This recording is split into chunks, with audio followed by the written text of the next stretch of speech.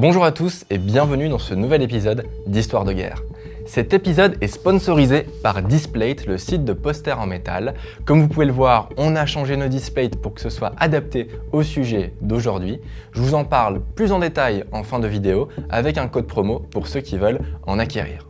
Aujourd'hui les amis, on va raconter une histoire qui s'est déroulée lors de la guerre du Vietnam. Celle de Jeremiah Denton, un prisonnier américain torturé depuis des mois et des mois par les soldats nord-vietnamiens, qui a profité d'une interview télévisée pour transmettre un message codé à ses supérieurs en utilisant un subterfuge incroyable.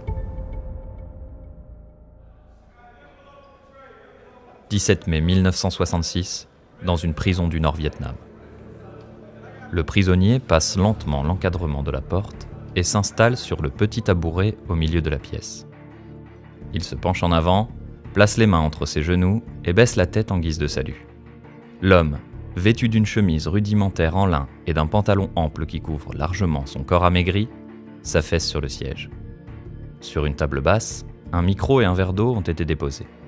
Face à lui, le journaliste japonais attend patiemment le feu vert des responsables nord-vietnamiens. L'air hagard, le captif regarde dans le vide, comme si toute son humanité avait quitté son corps. L'homme n'est plus que le pantin de ses geôliers. Jeremiah A. Denton Jr., pilote de l'US Navy, croupi depuis 10 mois dans les geôles nord-vietnamiennes.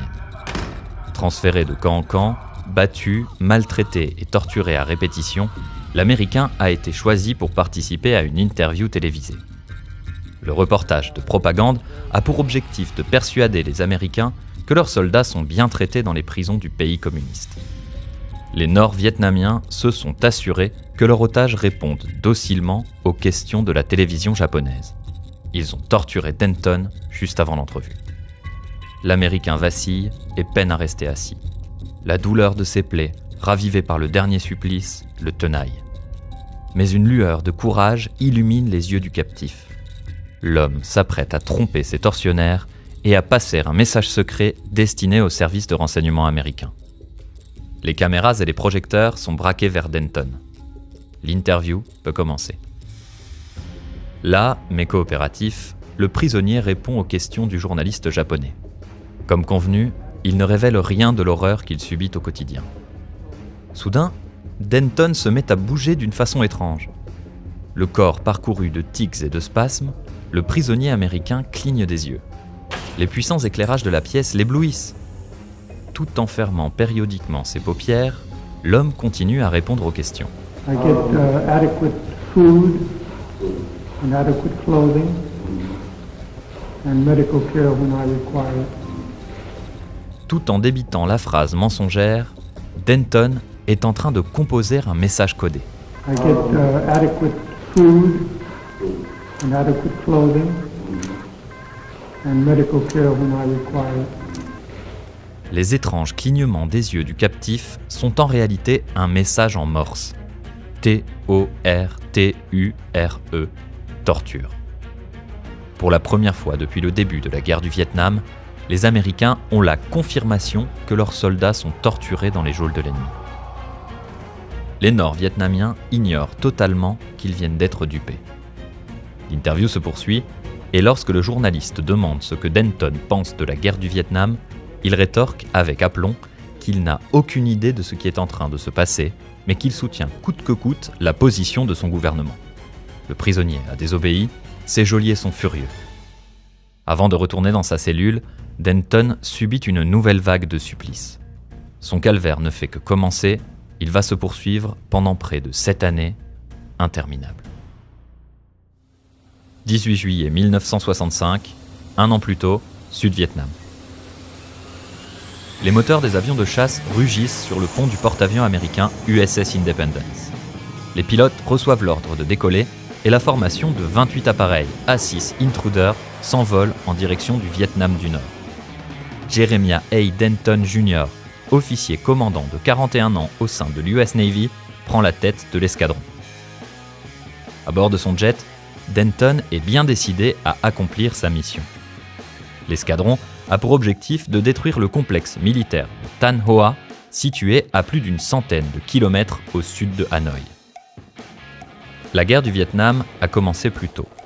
En juillet 1954, suite à la fin de l'Indochine française, le Vietnam est scindé en deux États.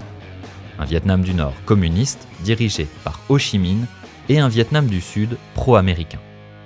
Les communistes créent le Front National de Libération du Sud-Vietnam, surnommé péjorativement Viet Cong.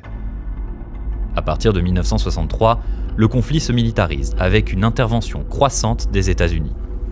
Les effectifs de l'armée américaine passent de 23 000 en 1964 à 385 000 en 1966 pour atteindre en 1968 le pic de 536 000 soldats.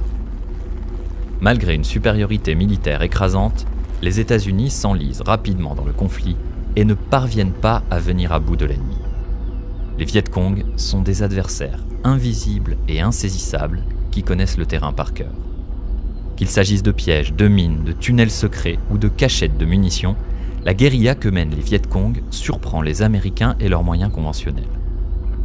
En réponse, les GI font pleuvoir des millions de tonnes de bombes au-dessus des jungles, villages et infrastructures du pays. Alors que Denton et sa formation parviennent au-dessus de la ville nord-vietnamienne, ils sont pris pour cible par le feu nourri des défenses antiaériennes. Le ciel se noircit et l'appareil de Denton est touché. Le tableau de bord de l'avion de chasse est pulvérisé. Le jet plonge, il se met à vriller. Soudain, Denton est pris d'une vive douleur à la cuisse droite. Son tendon s'est rompu. Il pousse un cri et essaie désespérément de redresser l'appareil, en vain. Le soldat n'a d'autre choix que de s'éjecter. L'homme saisit la poignée située entre ses jambes, tire d'un coup sec et déclenche la mise à feu de son siège éjectable. Quelques secondes plus tard, son parachute s'ouvre. Sous les pieds de Denton, le territoire ennemi s'étend à perte de vue. L'homme blessé se trouve désormais au cœur du fief nord-vietnamien. Rapidement, Denton et son copilote sont capturés par l'armée nord-vietnamienne. Jeremiah Denton est furieux. Son avion s'est fait abattre et il est maintenant aux mains de l'ennemi. Jeremiah Denton et d'autres pilotes captifs sont transférés de prison en prison. Hanoi Hilton, Alcatraz ou encore le Zoo, les captifs américains ne manquent pas de sarcasme pour dénommer leur lieu de détention. Dans les lugubres camps nord-vietnamiens, Denton est roué de coups, affamé, torturé, isolé ou humilié. Régulièrement, les geôliers extirpent le détenu de sa cellule pour l'interroger. L'Américain est l'un des captifs les plus haut gradés et l'ennemi espère lui soutirer des informations stratégiques. Néanmoins, l'officier ne cède pas et met même au point un ingénieux système de communication. Il utilise des langages codés pour discuter avec ses codétenus. En frappant sur les parois de leurs cellules ou en toussant, les prisonniers de guerre se soutiennent moralement et s'échangent des informations. Face à l'entêtement et à la résilience de l'officier, les tortionnaires redoublent d'imagination et de cruauté pour torturer Denton. L'Américain se retrouve parfois attaché pendant 5 jours d'affilée à une palette avec une barre de fer contre ses chevilles. Le moindre mouvement rompt ses tendons d'Achille. 10 mois après sa capture, Jeremiah Denton apparaît dans une interview de propagande sur la télévision japonaise. Les services secrets américains décryptent immédiatement le message que leur soldat transmet en clignant des yeux. Il s'agit du premier témoignage formel de la torture subie par les captifs américains au Vietnam. Mais le prisonnier Denton n'est qu'au début de son long supplice. Pendant 4 ans, il est mis à l'isolement dans une minuscule cellule qui mesure moins d'1 mètre sur 3 et n'a aucune fenêtre. Le détenu est attaché par des chaînes et des menottes. Pendant que leurs prisonniers croupissent dans des conditions inhumaines, les États-Unis s'embourbent dans un conflit qui leur échappe totalement. Au-dessus des jungles et villages du Vietnam, les Américains déversent des millions de litres d'agent orange, un puissant défoliant, et font pleuvoir d'innombrables bombes au napalm, une arme cruelle qui brûle gravement et traumatise les populations civiles. Ces armes sont utilisées à grande échelle par l'US Air Force, qui s'en sert pour réduire en cendres le couvert végétal, les habitations en bois et les récoltes. Des millions de civils sont victimes en Asie du Sud-Est. Au total, les États-Unis ont largué 7 millions de tonnes de bombes, soit plus du double de l'ensemble des bombes larguées pendant la Seconde Guerre mondiale par tous les belligérants. L'acharnement américain bouleverse le monde. la guerre du Vietnam est le premier conflit largement médiatisé.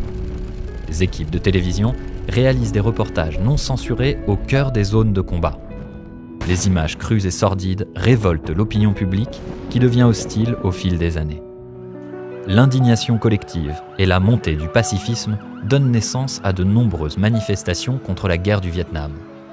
Le découragement de certains soldats est même retransmis à la télévision. 12 février 1973, base aérienne de Clark, aux Philippines. Les portes de l'avion de transport de l'armée américaine s'ouvrent. Jeremiah Denton, vêtu d'un simple pantalon noir et d'une veste beige, descend énergiquement l'escalier et salue le commandant.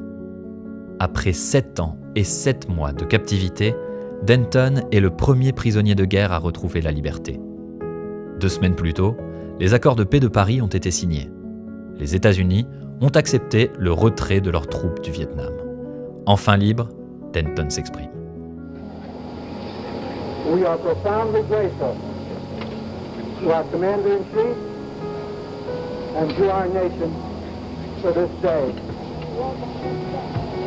God bless America. God bless America. L'homme poursuit ensuite sa carrière militaire avant de devenir sénateur de l'Alabama. Le vétéran de guerre s'éteint en 2014 à l'âge de 89 ans. Un jour, un homme demanda à Denton comment il avait réussi à survivre durant ces 7 années de captivité. Le vétéran répondit : « Si j'avais su au moment où j'étais abattu que j'allais passer plus de 7 ans en prison, je serais mort de désespoir. Mais je ne le savais pas. J'ai vécu minute après minute, heure après heure, semaine après semaine, année après année. » On a choisi ce récit particulier pour pouvoir, pour la première fois dans l'histoire de guerre, vous parler de la guerre du Vietnam. Il faut savoir que ce conflit a été le tout premier de notre histoire à être ultra médiatisé. Il y avait des équipes de télévision de toutes parts qui étaient vraiment au cœur du conflit, qui ont amené des images sans filtre. C'était la première fois que le monde entier découvrait avec effroi la réalité de la guerre.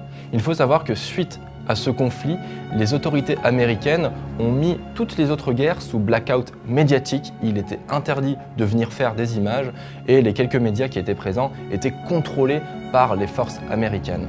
Comme vous l'avez vu dans l'épisode, la guerre du Vietnam est également un conflit qui a profondément marqué nos sociétés, que ce soit par le biais de la montée du pacifisme ou de ces manifestations géantes dans de nombreux pays.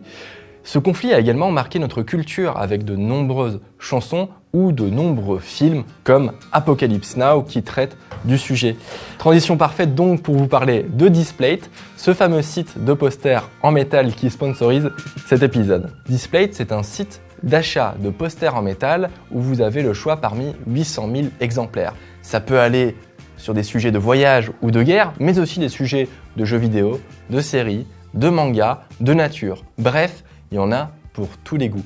Ce sont des posters très faciles à installer puisque vous n'avez qu'à scotcher un aimant au mur et il vous suffit d'aimanter le tableau, ce qui vous permet de le disposer de la façon dont vous voulez et de l'interchanger comme on l'a fait pour cet épisode.